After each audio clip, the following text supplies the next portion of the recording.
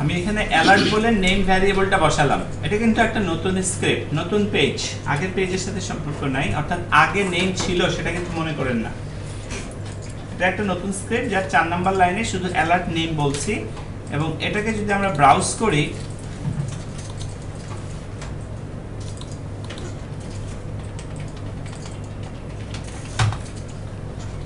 ও কি বলতেছে, বিআইটিএম বলতেছে 9 বলতেছে। লেটস সি ও কোথা থেকে বললো।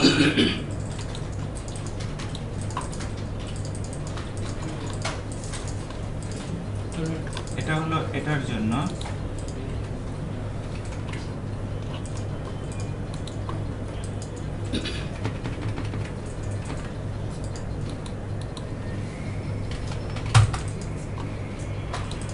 অ্যাকচুয়ালি বিআইটিএম সে বলবে না, ক্যাশ থেকে আসতেছে কোনোভাবে সেটাকে রাখছে। লেটস সি আমরা ক্লিয়ার করে নিই। নেম ভ্যারিয়েবলটা অলরেডি ধরেন আমি এটাকে বলি নেম। কি বলতেছে দেখেন, আমি যখন এখানে বললাম নেম, এই পেজে কিন্তু অন্য কোনো ভ্যারিয়েবল নেম বলতে কোনো ভ্যারিয়েবল আগে ডিক্লেয়ার করা, আমি নেম বলতে কোনো ভ্যারিয়েবল ডিক্লেয়ার করি নাই। নেম বলতে তো যেহেতু কোনো ভ্যারিয়েবল আমি এখানে ডিক্লেয়ার করি নাই, সে আমাকে বলতেছে reference error, name is not defined, পরিষ্কার করে বলে দিচ্ছে, তাই না? তো এখানে আমি আরেকটা কি করলাম, অ্যালার্ট মাই ভ্যারিয়েবল। দেখেন এটাও অ্যাকচুয়ালি প্রথমটাই এরর দিচ্ছে। জাভাস্ক্রিপ্টে একটা ব্যাপার হলো, একটা এরর হইলে পরবর্তী এক্সিকিউশন বন্ধ হয়ে যায়, ঠিক আছে? অনেক সময় দেখবেন যে আমার জাভাস্ক্রিপ্ট পেজে সমস্ত কিছু ঠিক আছে কিন্তু রান করছে না, ওই একটা এররের জন্যই। মানে একটা এরর হলেই বাকিগুলো রান করে না, যদি না সেটাকে হ্যান্ডেল করা হয়। তো এখানে একটু জাস্ট একটু খেয়াল করার জন্য, মনে করেন আমি বললাম নেম ইজ ইকুয়াল টু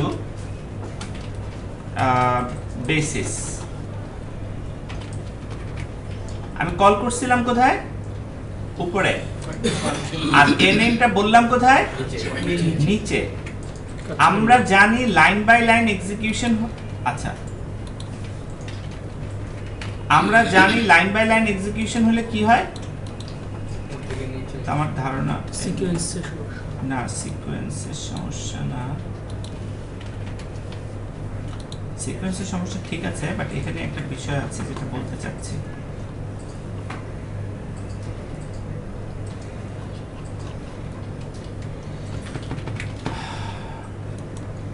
এই এখন কি আসছে?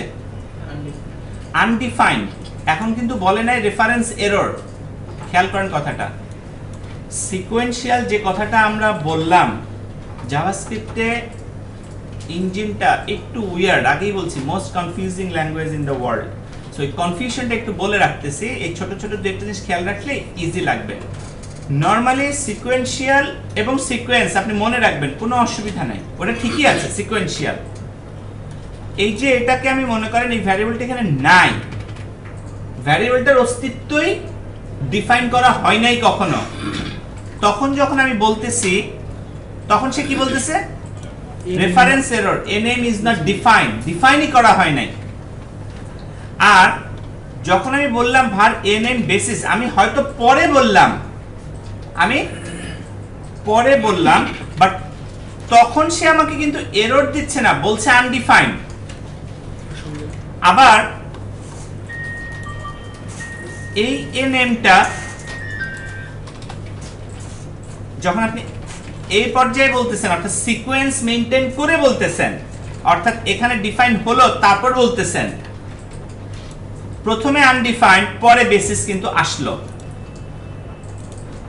ঘটনাটা কি হলো এখানটা, এটা একটু বুঝতে হবে। এটা বুঝলে ট্রাবল শুট করা আপনার জন্য ইজি হবে, আর কিছু না। হ্যাঁ, যে এখানে ঘটনাটা হলো এই, যখন আমরা আসলে এরকম একটা ভ্যারিয়েবল ইউজ করতেছি যে ভ্যারিয়েবল পুরো পেজের কোথাও নাই, তখন সে আসলে একটা এরর থ্রো করবে, তখন স্ক্রিপ্টটা রানই করবে না। এরর থ্রো করবে। কিন্তু যদি আগে হোক, মানে আগে হলে তো সমস্যা হতোই না, পরে কোথাও যদি অ্যাটলিস্ট ভ্যারিয়েবলটা উল্লেখ থাকে, তার ভ্যালু কি সেটা ম্যাটার না, অ্যাটলিস্ট ভ্যারিয়েবলটা আছে, তাহলে সে অন্তত ওই এরর দিবে না, ওটা পায় না। কারণ জাভাস্ক্রিপ্ট ইঞ্জিন যখন কোনো জাভাস্ক্রিপ্ট পেজ লোড হয়, ওর যত ভ্যারিয়েবল আছে সবগুলো ভ্যারিয়েবলকেও রিড করে। এই উইন্ডো অবজেক্টের সাথে অ্যাটাচ করায় ফেলে। এই যে আমি বললাম ভ্যারিয়েবল এ নেম, এটা আসলে এই ভ্যারিয়েবলটা আসলে কোথায় গেল? সবকিছু যদি একটা উইন্ডো অবজেক্টই হয়, তাহলে এই এ নেম ভ্যারিয়েবলটা বসলো কোথায়? এই এ নেম ভ্যারিয়েবলটা অটোমেটিক্যালি উইন্ডোর একটা প্রপার্টিজ হিসাবে বসে যায়। কি হিসাবে বসে যায়? তার মানে আসলে এখানে যদি আমি লিখতাম window.name, still it will work, যে বিহেভিয়ার দেখাতো।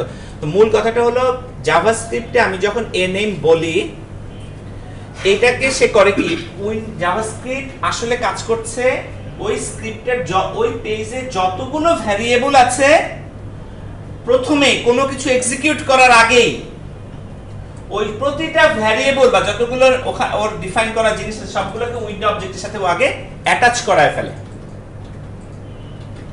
এইবার ও প্রথম লাইন রান করে যদি দেখে অ্যাটাচ করানো যা যত কিছু আছে, বিল্ট ইন থাকুক আর কাস্টমাইজ থাকুক, কোনটার মধ্যে খুঁজে পাচ্ছে না, তখন সে থ্রো করে কি এররটা।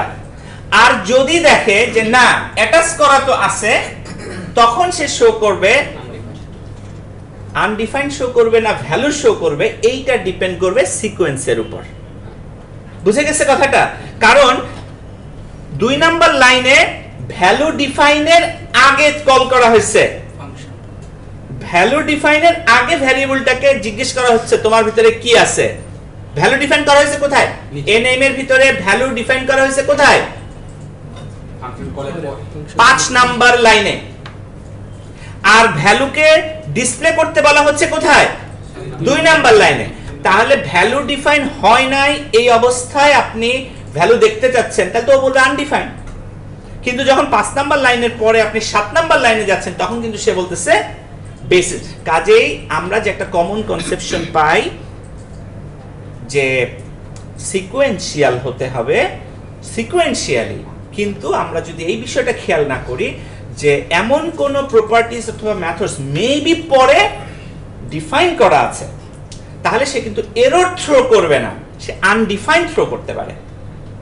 আর আদারওয়াইজ সে এরর থ্রো করবে। আনডিফাইন্ড কিন্তু জাভাস্ক্রিপ্টে একটা ডেটা টাইপ। ডেটা টাইপ শব্দটা যাদের জন্য নতুন, আমি একবার সংক্ষেপে বলে দিচ্ছি। যেমন মনে করেন আপনি চাল রাখবেন, সেটা রাখার জন্য যে পাত্রটা হবে, আপনি তেল রাখবেন, সেটা রাখার পাত্রটা নিশ্চয়ই ডিফারেন্ট। ডাটা নিয়ে কাজ করছি আমরা প্রোগ্রামিং এ, তাই না? এই ডাটার বিভিন্ন নেচার আছে। কোন ডাটা স্ট্রিং, কোন ডাটা নাম্বার, এরকম আলাদা করার কারণ হলো ডাটা তো আলটিমেটলি 1010তেই থাকে, কিন্তু ইন্টারনালি সিস্টেমটাকে অপটিমাল ওয়েতে ইউজ করার জন্য ওই কোনগুলোকে যখন আপনি স্ট্রিং বলে দেন ও একভাবে হ্যান্ডেল করে, আপনি যখন ইন্টিজার দেন তখন একভাবে হ্যান্ডেল। এটা আপনার সিস্টেমের সুবিধা। এখান থেকে আসছে ডাটা টাইপ বিষয়টা। ডাটার উপর তার টাইপ নির্ভরশীল, তার কন্টেইনার নির্ভরশীল মনে করেন। সো এই ক্ষেত্রে আমরা সাধারণত ডাটা টাইপ সব প্রোগ্রামিং ল্যাঙ্গুয়েজে পাবো প্রিমিটিভ ডাটা টাইপ, যেটা আপনি সহজে চিন্তা করতে পারেন। সরে সরে কথাবার্তা যত কিছু আছে এগুলো স্ট্রিং, নাম্বারগুলো নিউমেরিক, ইন্টিজার, হ্যাঁ, দশমিকের গুলো ফ্লোটিং, এরকম কমন কতগুলো আছে। এর মধ্যে একটা স্পেশালিটি হলো ট্রু ফলস, যেগুলোকে আমরা বলি বুলিয়ান। ট্রু অথবা ফলস, সত্যি অথবা মিথ্যা, ট্রু ফলস, এগুলো হলো বুলিয়ান ডাটা টাইপ। ঠিক আছে? আরেকটা হলো আপনার নাল ডাটা টাইপ, যেটা আমরা জানি না কি নাল ডাটা টাইপ। হয়তো বসাতে পারবো, কিন্তু আমরা এই মুহূর্তে জানি না নাল ডাটা টাইপ। ঠিক আছে? পৃথিবীর কেন্দ্র কোনটা, কথার কথা, হ্যাঁ, ওরকম যেটা ডিফাইন করা যাবে না, that is null. Null not means undefined. Undefined মানে এটা ডিফাইন করা হয় নাই। আর নাল মানে নাল, ওটা আসলে আমরা জানি না, মানে জিরো নাই না, যাই হোক। আর জাভাস্ক্রিপ্ট, একমাত্র জাভাস্ক্রিপ্টে একটা স্পেশাল ডাটা টাইপ আছে, সেই ডাটা টাইপটার নাম হচ্ছে আনডিফাইন্ড। বুঝতে পারছি? এটা জাভাস্ক্রিপ্টে স্পেশাল, অন্য কোনো ল্যাঙ্গুয়েজে নাই। আনডিফাইন্ড কিন্তু একটা ডাটা টাইপ, তার ভ্যালুটাও ওই যে আনডিফাইন্ড আসতেছে আপনার, রাইট? মানে ওই ডাটাটা আমরা দেখতে পাচ্ছি। আমরা জানি না, নাল বলা যেতে পারে। নালটাকে নিয়ে আমি এখন এক্সপ্লেনেশনে যেতে চাচ্ছি না আপাতত, কারণ জানি না শব্দটা কিন্তু আনডিফাইন্ড, সেটাও হতে পারে। ঠিক আছে, নাল মানে ওটা আপনি মানে ওটাকে আপনি মেজারই করতে পারছেন না কোনোভাবে, এরকম একটা বিষয় আর কি। হ্যাঁ, আনডিফাইন্ড তো তবু পরবর্তীতে ডিফাইন করা যেতে পারে হয়তোবা। হ্যাঁ, তো নালের মধ্যে আমরা অ্যাসাইন করি, মানে আমি ওখানে একটা মানে চিন্তার একটা কমপ্লেক্সিটি তৈরি হবে, ওইদিকে যেতে চাচ্ছি না। এর সিম্পল ভাবে চিন্তা করেন, সহজভাবে ইন্টিজার আছে, স্ট্রিং আছে, ফ্লোট আছে।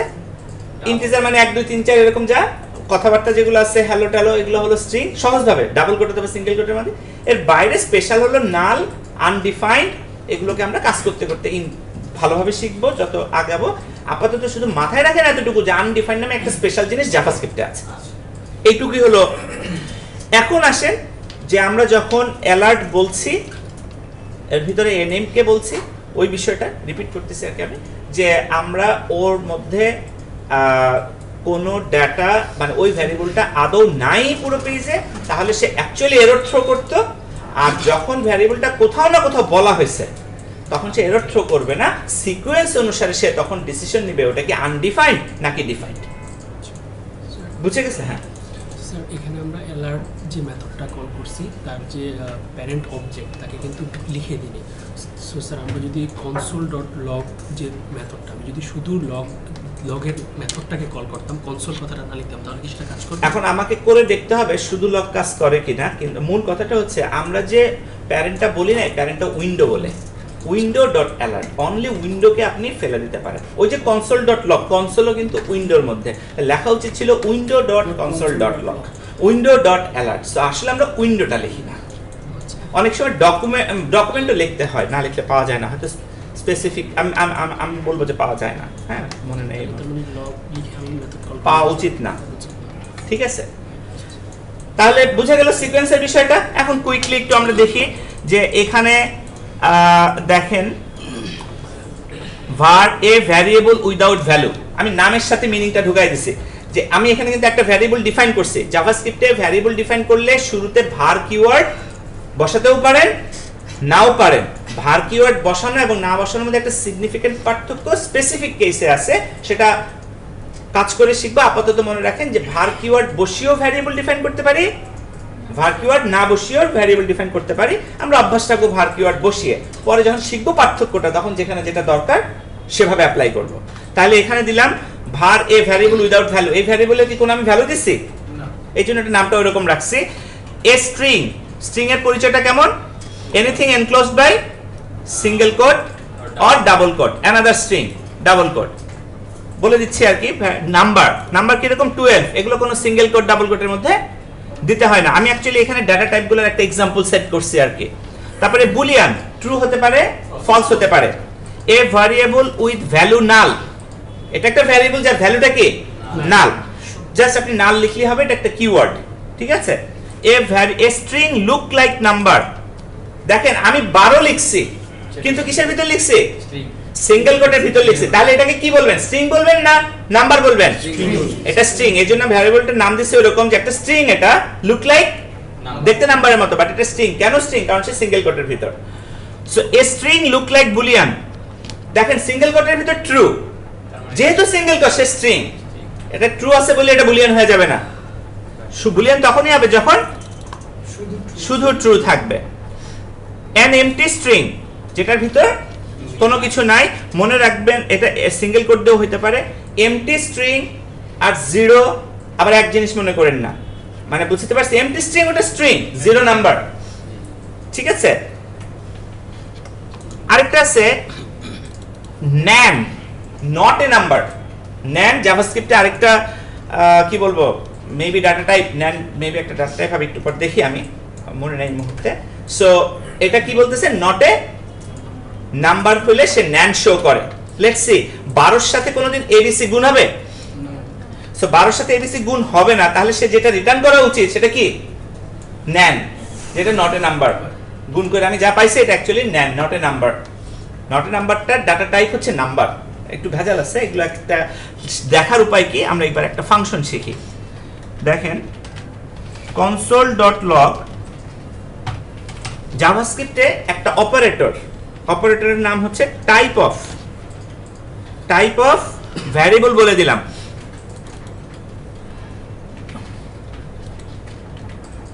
ঠিক আছে, একটা লিখলাম, অর্থাৎ আমি এখানে বলতে চাচ্ছি যে আর হলো আরেকটা হলো সরাসরি স্ট্রিং বললাম। দেখা যাক এই দুটোর আউটপুট কি আসে। একটা আসছে হ্যালো, আরেকটা আসছে স্ট্রিং। খেয়াল করেন 20 নাম্বার লাইনে লিখছিলাম console.log a string, মানে কনসোলের a স্ট্রিং এর ভিতরে যা আছে সেটা রাইট করতে বলতেছি। ও কি রাইট করছে? হ্যালো, কারণ a স্ট্রিং এর ভিতরে কি আছে? হ্যালো। আর বলছি কনসোলের type of a string, a string এর টাইপ কি? ডাটা টাইপ কি? ডাটা টাইপ কি বলতেছে? স্ট্রিং, কারণ সে সিঙ্গেল কোটের ভিতর বা ডাবল কোটের ভিতর। এখন যদি মনে করেন এই যে এই ভ্যারিয়েবলটা নেই, যেটার কোনো ভ্যালু ছিল না, সেটাকে যদি টেস্ট করি, এই ভ্যারিয়েবলটা কেমন টেস্ট করি, তাহলে কি পাবো? আমরা এক্সপেক্ট করি কি, যতটুকু নলেজ আছে আমাদের, প্রথমে পাবো আনডিফাইন্ড, কারণ ভ্যারিয়েবল আছে তার ভ্যালু নাই, এবং তারপর তার ডাটা টাইপ পাওয়া উচিত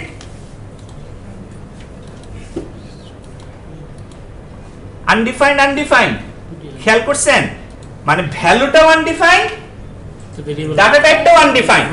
আনডিফাইন্ড একটা স্পেশাল ডাটা টাইপ জাভাস্ক্রিপ্টের, যার ভ্যালু সবসময় ফিক্সড, আনডিফাইন্ড। তাহলে এখানে আমরা পেলাম আনডিফাইন্ড। আনডিফাইন্ড আমরা নাম্বার সহজেই বুঝবো, এটা আমরা নাম্বারটা এমনি পেয়ে যাব।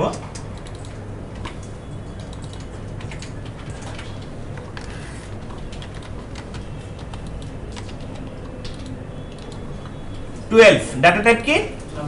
নাম্বার। সো কোনো কিছু আপনি যখনই কাজ করবেন একটু টেস্ট করে দেখার দুটো উপায়। এই অপারেটরটা এই জন্য ইম্পর্টেন্ট যে আমি দেখবো তার ভ্যালু কি, আমি দেখবো তার ডাটা টাইপ কি, যদি আমার মনে কোনো কনফিউশন থাকে। লাস্ট একটা টেস্ট করি, মানে এ ন্যানটা আসলে কি।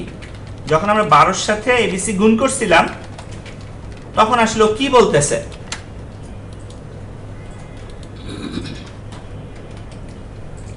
যখন 12 এর সাথে এবিসি গুণ করছি, যেহেতু গুণফলও কিছুই দিতে পারতেছে না, কিন্তু গুণফলও তো একটা নাম্বার আশা করতেছে, তো ও বলে দিচ্ছে আমাকে কি NaN, ও বলে দিচ্ছে কি নট এ নাম্বার। তার মানে জাভাস্ক্রিপ্টে যখন কোনো ন্যান আসবে আপনি বুঝবেন এমন কোনো অপারেশন হয়েছে কোথাও যেটা গুণফল ও নাম্বার আশা করতেছিল কিন্তু একটা নাম্বার হয় নাই, কোনো কারণে অন্য কিছু হয়ে গেছে, তখন আপনি এটা ফিক্স করার চেষ্টা করবেন। সো আর ওই ন্যান একটা স্পেশাল ভ্যালু না, এটা ডাটা টাইপ কি? নাম্বার। ডাটা টাইপ কিন্তু আবার নাম্বার। এটা হলো জাভাস্ক্রিপ্ট। বলছি আগে কিছু কিছু উইয়ার্ড ব্যাপার আছে, এই ছোট ছোট কয়েকটাই, মানে ভেরি ফাউন্ডেশনে কয়েকটা ছোট ছোট উইয়ার্ড ব্যাপার একটু মাথায় রাখলে ব্যাস, তারপর রেগুলার প্রোগ্রামিং ল্যাঙ্গুয়েজের সাথে খুব একটা পার্থক্য আর আপনার করা লাগবে না। এই জিনিসগুলোর জন্য হয় কি কনফিউজ হয়ে যায়, যারা প্রথম প্রথম করবেন দেখবেন কনফিউশন চলে আসতেছে।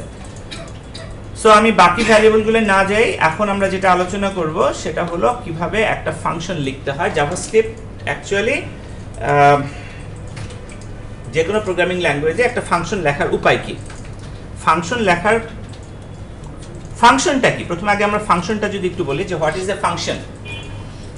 ফাংশন কি? এর মধ্যে যে কোনো কাজ হবে, একটা কোনো কাজ হবে। আমরা যেভাবে অঙ্ক করছি ফাংশন, সেরকম আরো সহজ একটা অ্যানালজি দেই আমি সাধারণত, সেটা হলো যেমন আপনি একটা চিনি কল বানাচ্ছেন বা পাট কল বানাচ্ছেন, কথা চিনি কল বানাচ্ছেন। চিনি কলটা যখন বানাচ্ছেন পুরো স্ট্রাকচারটা দিলেন, অর্থাৎ এখানে একদিক দিয়ে আখ ঢুকলে আরেক দিক দিয়ে চিনি বেরোবে, ভেতরে কিছু প্রসেসিং হবে। এই যে পুরো সিস্টেমটা, এই সিস্টেমটা হচ্ছে একটা ফাংশন। এই সিস্টেমটা যখন আমি ডিফাইন করতেছি, আচ্ছা চিনি কল বানায় রাখলে কি চিনি বেরোতে শুরু করবে? তাহলে চিনি কল বানায় রাখাটাকে আমরা বলবো হলো ডিফাইন করা।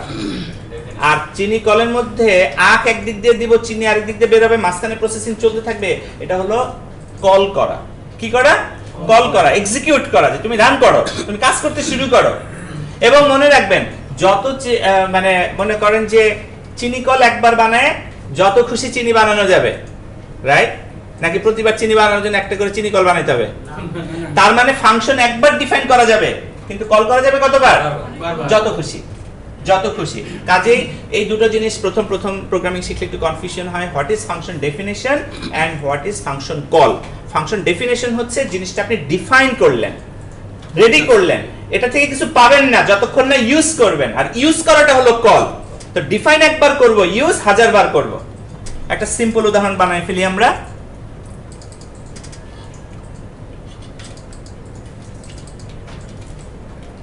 আচ্ছা, এখানে একটা সিম্পল উদাহরণ আমরা বানাই, যেমন হতে পারে এরকমের, আমরা একটা ফাংশন বানাচ্ছি অ্যাড, ঠিক আছে?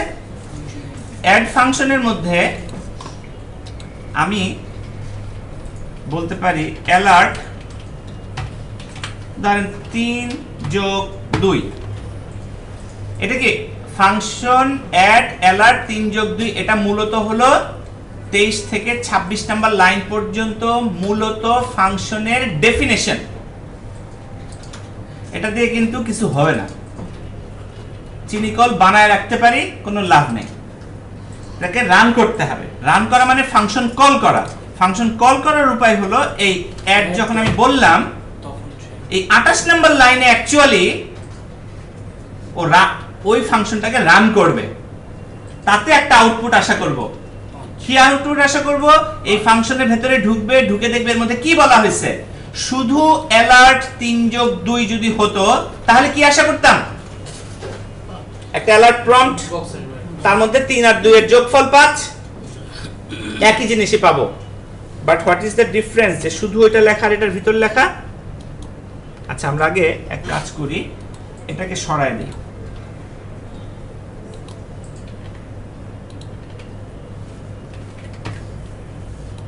কি আসছে? 5। দেখেন তো, এইখানে আমি এই অ্যালার্টকে আলাদা করে রাখলেও তো এই 5 আসতো, তাই না?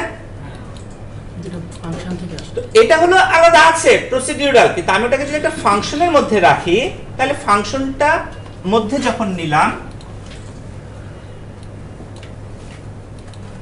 এই একই কাজ ফাংশনের মধ্যে নিলাম, নিলে সেই ক্ষেত্রে দেখেন, সেই ক্ষেত্রে কি অ্যালার্টটা আসতেছে?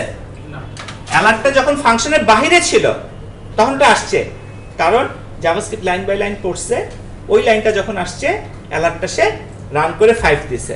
কিন্তু যখন আমি ওকে ফাংশনের মধ্যে নিলাম, জাভাস্ক্রিপ্ট লাইন বাই লাইন পড়ছে, বাট ফাংশনের কাছে এসে ও এই লাইনটাও পড়ছে, পয়লা মেমোরিতে রাখা দিছে, চিনিকল বানায় রাখছে। ও জানে যে আমারে যখন কল করা হবে তখন আমি এইটা নিয়ে রান করব। তো আমি যদি এখানে এরকম করে কল করি, অ্যাড লেখা মানে কল করা, সো যখন আমি কল করব দেন আমরা এখানে দেখতে পাবো কল করছি বলে। এখন আমি ডিফাইন করছিলাম একবার, মনে করেন কল করতেছি 4 বার, সো লেটস সি, 1 বার, 2 বার, 3 বার, 4 বার আসছে। বুঝে গেছে বিষয়টা? তাহলে জিনিসটা হলো যে ফাংশন একবার ডিফাইন করতে পারি, বারবার কল করতে পারি। তাহলে ডেফিনেশন হলো যেখানে ফাংশন কিওয়ার্ডটা থাকবে, তারপর একটা ফাংশনের নাম থাকবে, তারপর তার ভিতরে ফাংশনের বডি থাকবে। এটা হলো মিনিমাম একটা ফাংশনের ডেফিনেশন। আবার বলতেছি, ফাংশন কিওয়ার্ড থাকবে, ফাংশনের নাম থাকবে, আর এটা হচ্ছে ফাংশনের বডি। এতটুকু হচ্ছে মিনিমাম ফাংশনের ডেফিনেশন। বাট একটা ফাংশনের মধ্যে আরো দুটো জিনিস চিন্তা করা ভালো, বা চিন্তা করতে হবে আমাদের। সেই জিনিসটা হলো চিনিকল বানালাম, বাট একদিকে আঁক দিতে হবে, মানে একটা ইনপুট থাকতে হবে, আরেকদিকে আউটপুট চিনি বের হবে। তাহলে ফাংশনের কাজটা অনেকটা এইভাবে সাজাইলে আরো মোর মিনিংফুল হবে ফাংশন আপনার। সো ইনপুট দেওয়ার নিয়মটাকে আমরা বলি প্যারামিটার। কি বলি? প্যারামিটার। এই প্যারামিটার এখানে ডিফাইন করতে হয়, প্যারামিটার বা আর্গুমেন্ট। তো ধরেন আপনি একটা চিনি কলে খালি কি আঁক দিলে হবে? ধরে নেন আঁক দিলে হবে, তাহলে প্যারামিটার কয়টা? একটা। আবার মনে করেন শুধু আঁক দিলে হবে না, পানিও দিতে হবে, তাহলে আঁক আর পানি 2টা প্যারামিটার, কিংবা হয়তো আরো কিছু কেমিক্যালস লাগতে পারে 3টা। মানে প্যারামিটার কয়টা লাগবে এটা আপনার দরকারের উপর, কারণ ফাংশনটা কে বানাচ্ছে? আপনি বানাচ্ছেন, আপনার দরকারের উপর। মনে করেন আমরা যেটা অ্যাড ফাংশন বানাচ্ছি, অ্যাট লিস্ট 2টা নাম্বার তো দিতে হবে, তাহলে অ্যাড করবে কাকে? তো ধরেন আমাদের প্যারামিটার কয়টা আশা করব? আমরা দিলাম নাম্বার 1, নাম্বার 2, 2টা প্যারামিটার। এই প্যারামিটার দুটোকে তো আমি যোগ করতে চাই, রাইট? তাহলে প্যারামিটার দুটোকে আমি মনে করেন এখানে বললাম যে var result is equal to number 1 যোগ নাম্বার 2। কারো যদি কঠিন লাগে, মানে এইভাবে লেখাটা দেখেন, ছোটবেলায় বীজগণিত করছেন, x y সো আমরা এরকম লিখতে পারি result is equal to X plus Y, কিন্তু ভ্যারিয়েবলের নাম মিনিংফুল লেখাটা হলো গুড প্র্যাকটিস। বুঝতে পারছি? সেই জন্য আমি লিখছিলাম নাম্বার 1 নাম্বার 2, এক্স ওয়াই কোনো মিনিংফুল কিছু না, কিন্তু আমি এটা লিখলাম যে আমরা যারা একেবারে কখনো প্রোগ্রামিং করি না বাট ছোটবেলায় বীজগণিত করছে, অ্যাকচুয়ালি আমরা যে লেভেলে প্রোগ্রামিং করি ওটা ক্লাস 9-10 এর বীজগণিতের মতোই, এর চেয়ে বেশি কিছু। আমরা কোনো রকেট সায়েন্স নিয়ে কাজ করি, ইনফ্যাক্ট রকেট সায়েন্স আরো সোজা, খালি ওখানে প্রিসিশনটা একটু বেশি ফাইন টিউন করা, যে সূক্ষ্ম পয়েন্ট কত ডিগ্রিরও পার্থক্য হলে তো এক গ্রহ থেকে আরেক গ্রহে চলে যাবে, তাই না? অ্যাঙ্গেলটা ব্যাপারটা ওইখানটায়, মানে কতটা আপনার সূক্ষ্ম, বাট ঘটনা একই তো। বুঝতে পারতেছি? সো এখানে বিষয়টা হলো যে আমরা ছোটবেলায় যে অঙ্ক করছি, প্রোগ্রামিং মানে কেউ ভয় পায় না, কারণ 9-10 এ যদি বীজগণিত করে থাকেন অ্যাট লিস্ট মানে খালি একটু প্র্যাকটিস চালায় যান পারবেন, এমন কোনো কিছু আমরা এখানে করি না, ঠিক আছে? তো সেই জন্য এখানে যদি আমরা একটু নাম্বারটাই রাখি to make it meaningful. So আমাদের রেজাল্ট, আর এই রেজাল্টটা আমি অ্যালার্টের মধ্যে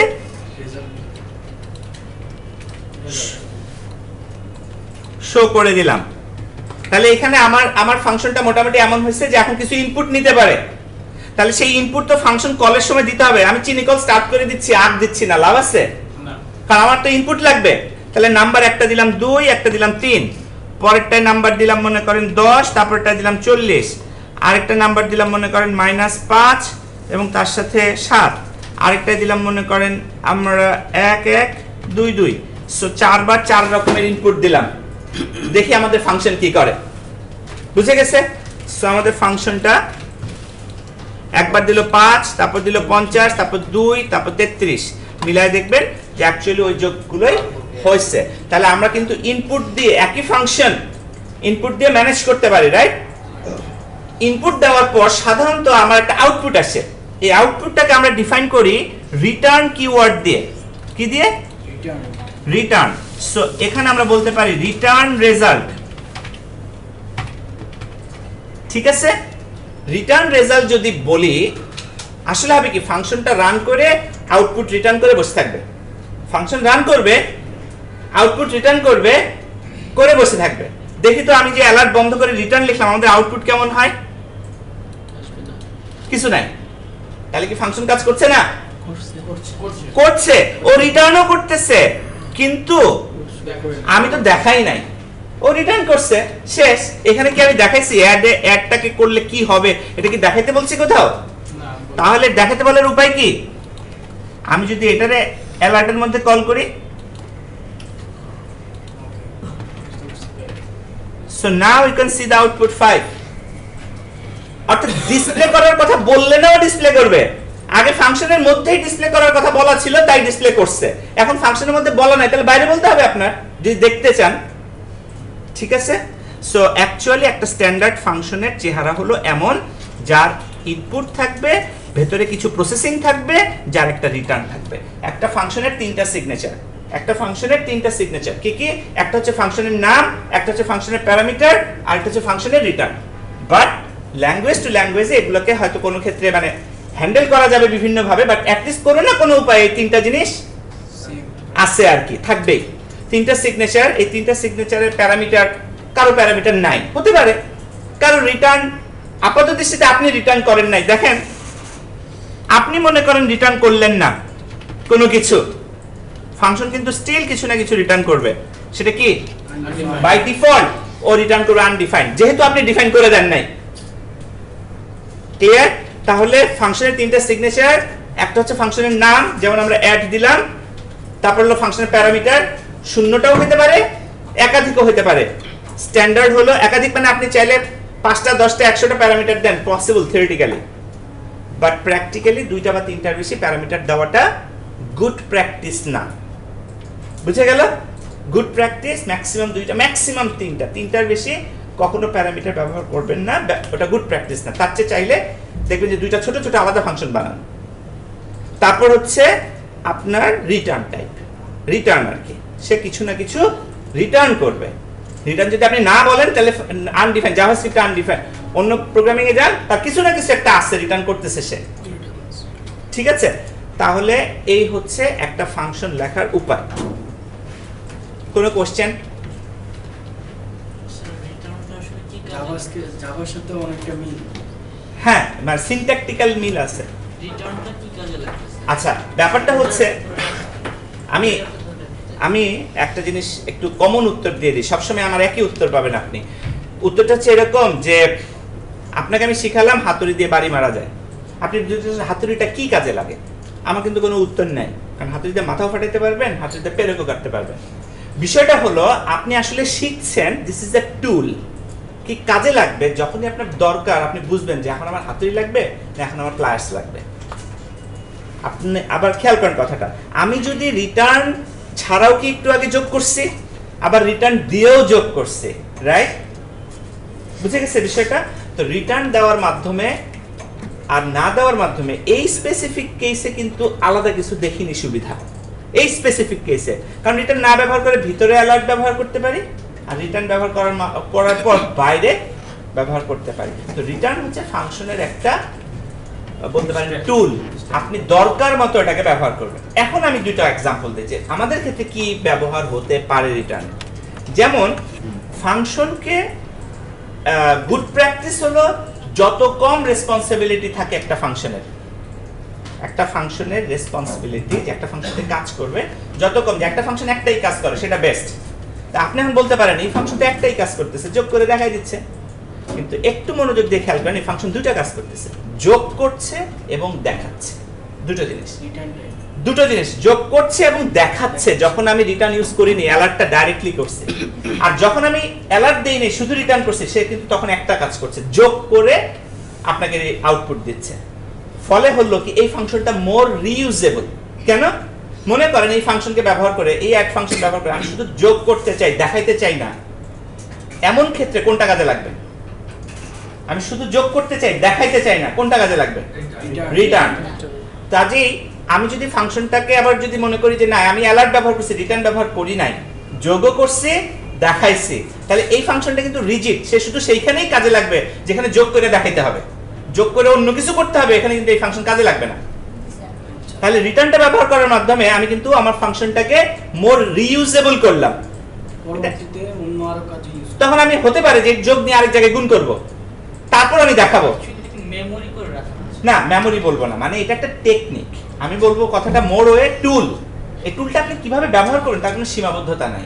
যেমন রিটার্ন কি করে, আরেকটা উত্তর বলি। যেমন আপনি চান রিটার্ন মূলত ফাংশন থেকে বের করে দেয়। রিটার্নের মূল কাজ কি? যে পয়েন্টে ফাংশনের ভিতরে রিটার্ন পাবে ওই পয়েন্টে ফাংশন থেকে আপনাকে বের করে দিবে। অর্থাৎ এটা নিচেও মনে করেন কিছু জিনিস থাকলো, কিন্তু এই জিনিসগুলো কোনোদিন রান হবে না, রিটার্ন হওয়া মাত্র ফাংশন থেকে বেড়ে যাবে। সো রিটার্নটাকে আবার করা যায় কি, কন্ডিশনালি ইউজ করা যায়। যে মনে করেন আপনি বললেন এই কন্ডিশন হইলে যোগ করবা, নাহলে যোগ করবা না, মনে করেন তাহলে কন্ডিশন হইলে যোগ করে রিটার্ন করব, না হলে এমনি রিটার্ন করে দেব। তাহলে রিটার্নটাকে আমি টেকনিক্যালি ইউজ করতেছি কিন্তু বিভিন্ন ভাবে। কাজে ওই ইউজ কি বা এটাতে কি করব, না হলে কি হইতো, না হলে কি হইতো, এটা কখনো কোশ্চেন আর করব না আমরা। মানে আমরা চেষ্টা করব এটার ইউজেস কি আছে আস্তে আস্তে বোঝার, কারণ ওইটার মানে একটা টুলের কত ইউজ হইতে পারে সেটা তো আসলে এক্সপেরিয়েন্স আমাকে বলবে।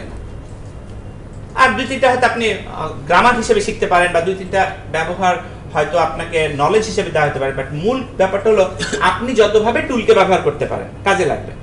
কিন্তু টুলটা যেহেতু আছে, না হলে কি হতো, না হলে টুল ইউজ করেন না, ওটা আছে, ওটা তো আপনার দেখার দরকার নেই আছে কি নাই, যদি আপনার নাই লাগতো। মানে আমি কি আমার অ্যাপ্রোচটা বুঝতে পারছেন? মানে এই কথাটা হলো প্রোগ্রামিং শেখার সময় আপনাকে অনেকাংশে ঝামেলা থেকে মুক্ত করবে। প্রথম প্রোগ্রামিং শিখলে দুই তিনটা ঘটনা ঘটে, আমি বলি। একটা ঘটনা হচ্ছে ওই যে যেরকম শুরুতে উনি যে কোশ্চেনটা করলেন না, যে আমি এটা চাই না, আমি এটা এরকম করে চাই, ওই প্রোগ্রামিং ল্যাঙ্গুয়েজটা আমি লিখি নাই, আমার চাওয়া দিয়ে কিছু যাবে আসবে না। তাহলে আমার চাওয়া মতো হইতে গেলে আমাকে প্রোগ্রামিং ল্যাঙ্গুয়েজটা লিখতে হবে। অ্যাজ এ বিগিনার প্রোগ্রামার আমি তো সেটা এক্সপেক্ট করতে পারি না, তো সেই জন্য ওই চিন্তাগুলো বাদ। তাহলে আপনি আর কি পথ খুঁজে পাবেন, নাহলে হারায় যাবেন। দ্বিতীয় হইলো এটা না হলে কি হইতো, এটা থাক। আচ্ছা, যদি আপনার কাছে আপাত দৃষ্টিতে এটা দরকারি মনে নাও হয়, আপনি ওটা শিখেন না, কিন্তু ওটা না হলে কি হইতে পারতো সেটা চিন্তা করার দরকার নেই আপনার।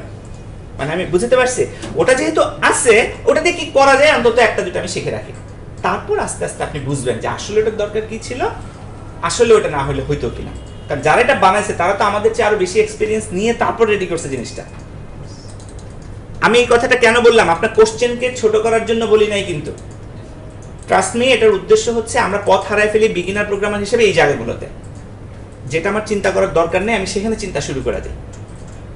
যেমন ওই যে মানে রসগোল্লা খাইতে কিরকম, আর যে কোনোদিন খায় নাই তার শত বুঝায় লাভ আছে, আর যে একবার খায় ফেলছে তার বোঝানোর দরকার আছে। সো ইদার আপনি খাবেন, খায়া বোঝার চেষ্টা করবেন জিনিসটা কি, ঠিক আছে? স্যার এখানে আপনি অ্যালার্টের সময় ব্র্যাকেট দিয়ে লিখেন, বাট রেজাল্টের ক্ষেত্রে আপনি এটা কারণ অ্যালার্ট একটা ফাংশন, অ্যালার্ট একটা ফাংশন, তাকে প্যারেনথেসিসের মধ্যে দিলে অ্যালার্ট এক্সিকিউট হবে। অ্যাডও যেরকম এখানে একটা ব্র্যাকেটের মধ্যে দিছি না, কেন? অ্যাড একটা ফাংশন, দ্যাটস এটাকে ব্র্যাকেটের মধ্যে দিছি। ও যদি ফাংশন না হতো, যে কোনো ফাংশন প্যারেনথেসিস দিয়ে কল করতে হয়। Alert built in function, alert built in function, library function, জাভাস্ক্রিপ্টের কোর ফাংশন, বমের একটা অংশ, ঠিক আছে? স্যার এখানে এই যে আমরা তিনবার ওই যে অ্যাপ ফাংশনটাকে কল করলাম, তো অন্যান্য ল্যাঙ্গুয়েজের মধ্যে কি জাভাস্ক্রিপ্ট এরকমই আছে যে কোনো লুপ ছাড়াই আবার হ্যাঁ হ্যাঁ অবশ্যই আছে, লুপ আছে। জাভাস্ক্রিপ্ট একটা ফুল ফ্লেজেড প্রোগ্রামিং ল্যাঙ্গুয়েজ, আমি লুপিং এখনো আসি নাই, আমি জাস্ট ফাংশনটা একটু দেখালাম আর কি। তাহলে মোটামুটি কারণ ফাংশনটাই আমাদের মোস্টলি লিখতে হবে জাভাস্ক্রিপ্টে, মোস্টলি মানে অ্যাজ এ বিগিনার ফাংশনটা ইউজ করা বা লেখাটাই আমাদের মূল কাজ, ঠিক আছে? আমরা তো নিশ্চয়ই একটা লাইব্রেরি বা একটা এই লিখতে যাচ্ছি না, জাস্ট আছে ওগুলোকে ইউজ করবো, তাহলে একটু চিনতে হবে তো যে অ্যাড একটা ফাংশন চিনলাম এবং লিখলাম, এরকম একটা ব্যাপার আর কি, যে ফাংশন প্যারেনথেসিস দিয়ে ফাংশনকে কল করতে হয়। অ্যালার্ট একটা বিল্ট ইন ফাংশন, এই কাজ করে। তাহলে আমি কি ফাংশন নিয়ে কোনো কোশ্চেন থাকলে বলেন, আদারওয়াইজ ফাংশন ডান। স্যার ওই যে উপরে আমরা যখন ডিফাইন করলাম অ্যাপ ফাংশনটা, তখন এই যে নাম্বার 1 নাম্বার 2 এটাকে আমরা হচ্ছে প্যারামিটার বলবো, আর যখন আমরা প্যারামিটার অথবা আর্গুমেন্ট, হ্যাঁ মানে নিচে যখন আবার কল করব যেমন 10 ভ্যালু দিয়ে, তখন কি ওটাকে আর্গুমেন্ট বলবো? না, এটা হলো এই আর্গুমেন্টটাই তো এখানে ইউজ করতেছি, এটাই হলো ভ্যারিয়েবলটা। আর্গুমেন্টটা অ্যাকচুয়ালি একটা ভ্যারিয়েবল, ঠিক আছে? একটা জিনিস বলে দিই, মানে ফাংশন মেথড দুটো সিমিলার ওয়ার্ড, আবার প্যারামিটার আর্গুমেন্ট সিমিলার ওয়ার্ড। বিষয়টা হলো যে ওপিতে অবজেক্ট ওরিয়েন্টেড প্রোগ্রামিংয়ে বলা হয় মেথড, ফাংশন বলে না, ঠিক আছে? এবং সেখানে হলো প্রপার্টিস বলতেছি আমরা, প্রপার্টিস এন্ড মেথড। আর এমনি ফাংশনাল বা প্রসিডিউরাল প্রোগ্রামিংয়ে তখন আমরা বলতেছি এটাকে ফাংশন, একই জিনিস, একই রকম জিনিস। আবার একইভাবে আর্গুমেন্ট এবং প্যারামিটার, সম্ভবত প্রসিডিউরালে প্যারামিটার বলি আর ওপিতে আর্গুমেন্টস বলি, জিনিস একই, ঠিক আছে? এই ক্ষেত্রে একটু ভাইস ভার্সা হতে পারে, আমি জাস্ট প্রিসাইসলি আমার মনে নেই এই মুহূর্তে। জিনিসটা হলো পার্থক্যটা ওই জায়গাতে শুধু নাম, মানে নোমেনক্লেচারে, যে এই জগতে এটার নাম এই জগতে এটার নামে, জিনিস একই, সিমিলার জিনিস একই, কাজ একই।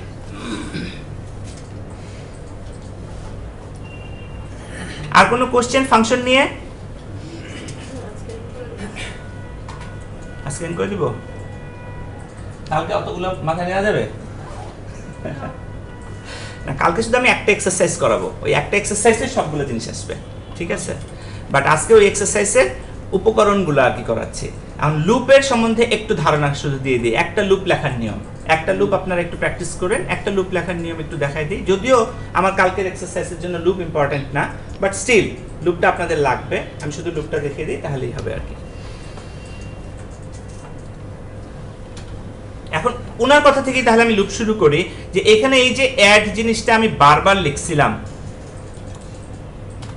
হ্যাঁ 1 2 3 চারবার না লিখে অ্যাড কথাটা যদি আমি একবার লিখতে চাই, হ্যাঁ, বা অ্যাড একবার কল করতে চাই, কিন্তু মানে সরি লিখতে চাই একবার কিন্তু কল করব বারবার, অর্থাৎ কিনা আরেকভাবে বলি, কোনো কাজ, একটা সুনির্দিষ্ট কাজ আপনি রিপিটেটিভলি করতে চান, বারবার করতে চান, হ্যাঁ, তখন যে টেকনিক টুলটা ব্যবহার করবেন প্রোগ্রামিং ল্যাঙ্গুয়েজে, সেটার নাম হচ্ছে লুপ। আপনি সিঁড়ি দিয়ে নামতেছেন মানে কিন্তু আপনি একই কাজ বারবার করতেছেন। কি করতেছেন? একটা সিঁড়ি থেকে নেমে আরেকটা সিঁড়িতে যাচ্ছেন, একটা সিঁড়ি থেকে আরেকটা সিঁড়িতে যাচ্ছেন, রাইট? একই কাজ কিন্তু আপনি বারবার করতেছেন। সো লুপ আপনার রিয়েল টাইমেও আছে, আপনি খাচ্ছেন, একই কাজই করছেন, কতক্ষণ পর করতেছেন, রাইট? সো লুপ, একটা লুপের মধ্যে পড়ে গেছেন তখন আপনি। তো এই লুপটার ক্ষেত্রে আসলে আমাদের অনেক রকমের, তিনটা অ্যাকচুয়ালি মিনিমাম লুপ লেখার সিনট্যাক্স আছে। ধরেন আমি হ্যালো ওয়ার্ল্ড কথাটা 10 বার প্রিন্ট করতে চাই, আমি চাই হ্যালো ওয়ার্ল্ড কথাটা 10 বার প্রিন্ট করতে। সো 10 বার হ্যালো ওয়ার্ল্ড প্রিন্ট করার জন্য আমার কি লাগবে? আমার একটা লুপ লাগবে, কারণ হ্যালো ওয়ার্ল্ড কথাটা তো একবার, তাহলে আগে অ্যাটলিস্ট একবার প্রিন্ট করি, বুঝে যাচ্ছে? আগে মনে করেন অ্যাটলিস্ট একবার প্রিন্ট করি হ্যালো ওয়ার্ল্ড।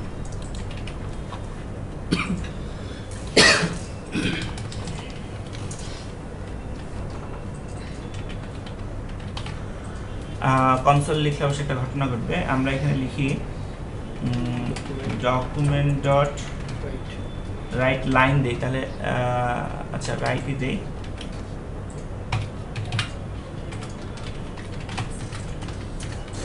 এরপর একটা ব্রেক দিয়ে দিই, নাহলে ভিজুয়ালি দেখা যাবে না। সো ডকুমেন্ট ডট রাইট এটাকে যদি আমি 10 বার চাই তাহলে all I have to do এই কাজটা করতে হবে। যারা প্রথম প্রোগ্রামিং শিখেন ইউনিভার্সিটিতে এই কাজটাই করেন না, 10 বার দেখা দেওয়ার জন্য 10 বার 15 বার দেখা দিচ্ছে, 15 বার। স্যার যদি সোর্স কোড না দেখে তা আউটপুট একই। এখন এখানে যদি আমরা দেখি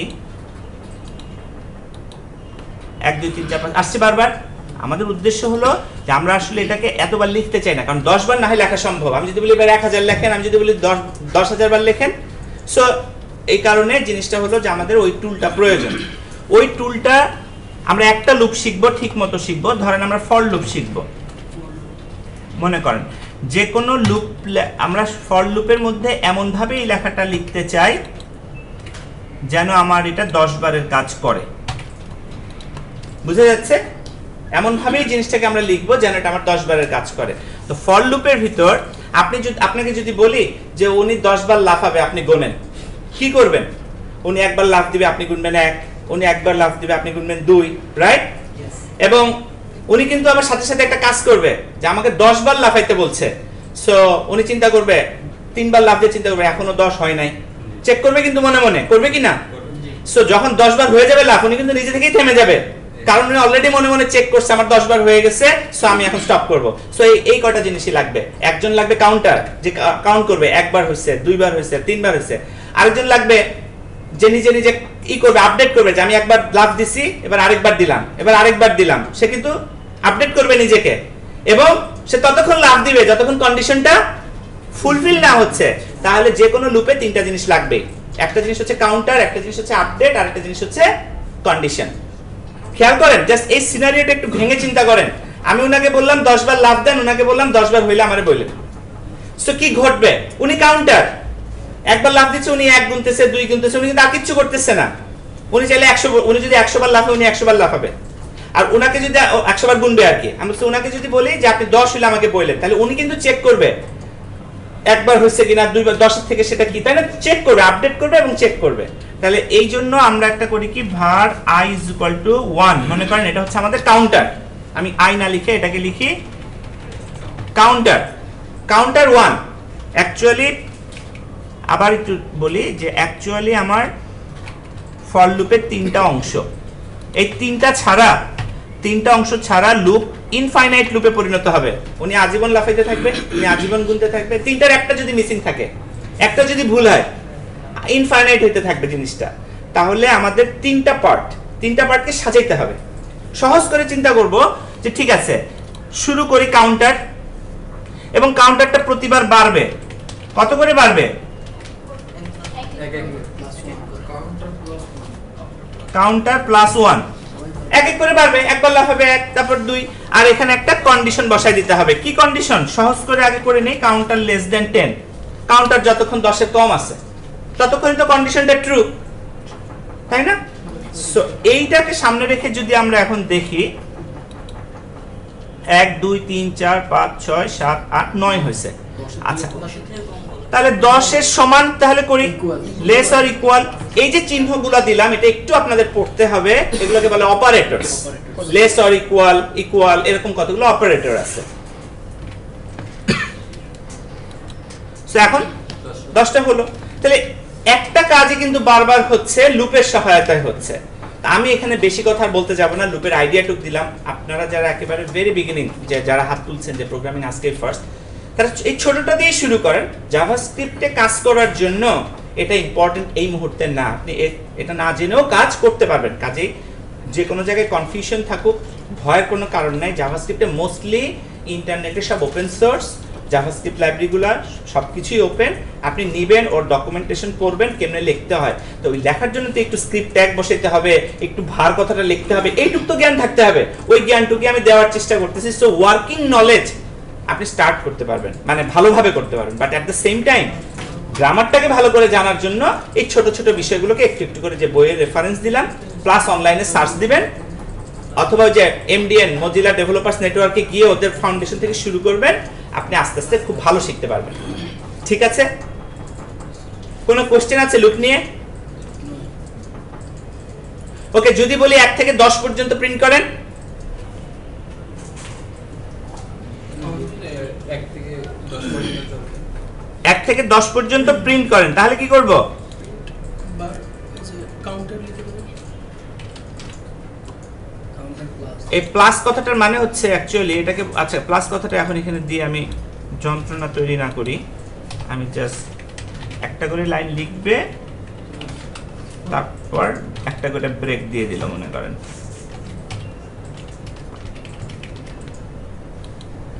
হচ্ছে 1 থেকে 10।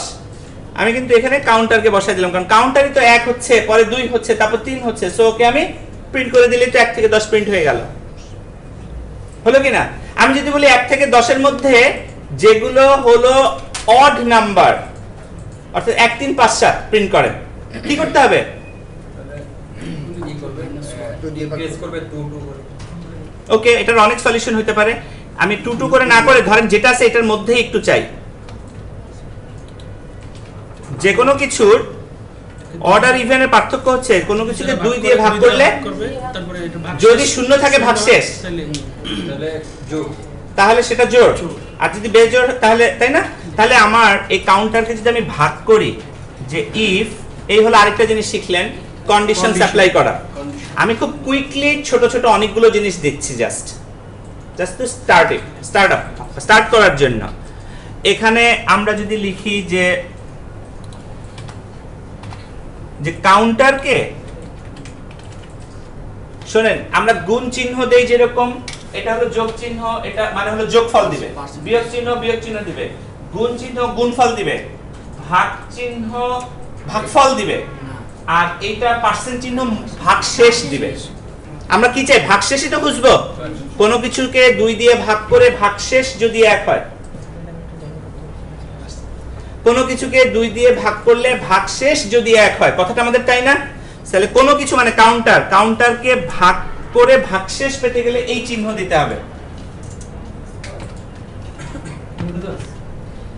এই চিহ্ন। যদি কি হয়? যদি শূন্য হয়, তার মানে কি? শূন্য হলে সে কি? জোড়। আমি চাচ্ছিলাম কি? যদি বেজোড় হয় তাহলে তুমি এই প্রিন্ট করো, না হলে করো না। নট ইকুয়াল টু 0 দিলে সো 1 3 5 7 হতো, মানে লজিককে অনেক ভাবে অ্যাপ্লাই করা যায়।